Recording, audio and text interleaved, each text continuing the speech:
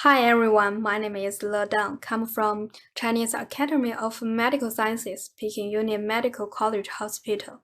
I'm so grateful to have this opportunity to represent our team to give this poster presentation. Now, I will introduce the triage strategies for HrHPV positive women in different resource settings in China, which is from a multi-center, open-label, randomized clinical trial. WHO announced a call to action to eliminate cervical cancer as a public health problem and developed a global strategy for the goals by 2030. However, large population, substantial differences in economic development, healthcare, and this burden in different resource settings may impede the goal of eliminating cervical cancer in China. High-risk HPV testing has been proven effective for cervical cancer screening. It is reasonable to incorporate HrHPV testing as the primary screening into National Screening Program of China. China is one of the top contributors to the global burden of cervical cancer, which means a much higher need for screening and may lead to considerable unnecessary referrals and even overtreatment. Besides, HrHPV testing alone cannot easily distinguish transient HPV infection from persistent ones, which result in low specificity and a positive predictive value. More options of triage methods for HrHPV positive women were developed recently years.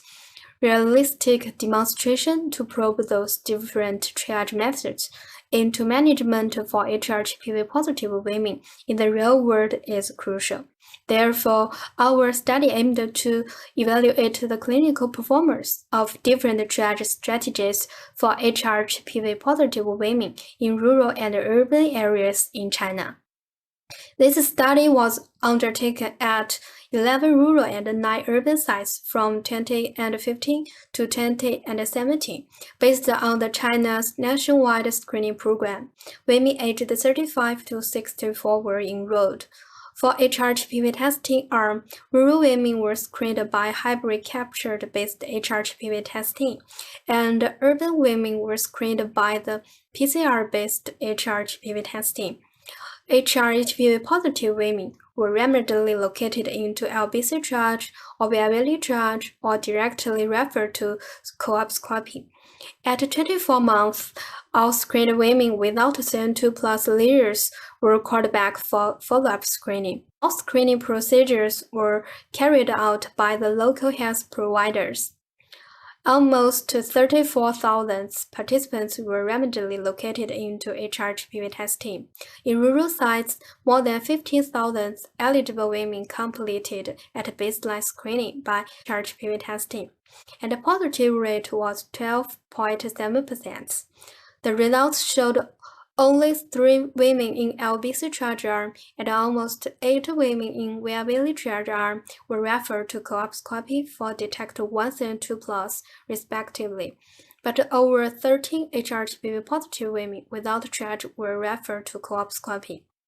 LBC triage had a similar CN2 plus detection rate than HrHPV positive without triage strategy, but much higher than viability triage.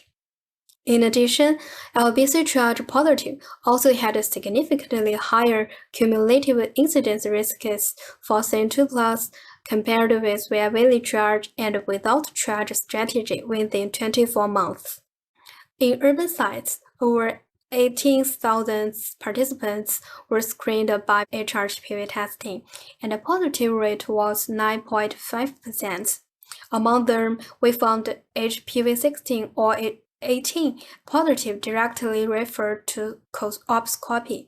Other HPV types positive with LBC triage conducted fewer colposcopies than HrHPV positive without triage strategy for detect 1 and 2 plus. What's more, LBC triage positive women had significantly higher 2 years cumulative incidence risks for CN3 plus. Above all, LBC might be a feasible triage tool for HrHPV positive women in adequate infrastructure settings. whereas via-valley triage could be considered in settings with limited or no cytology infrastructure. This is the end of my presentation. Thank you.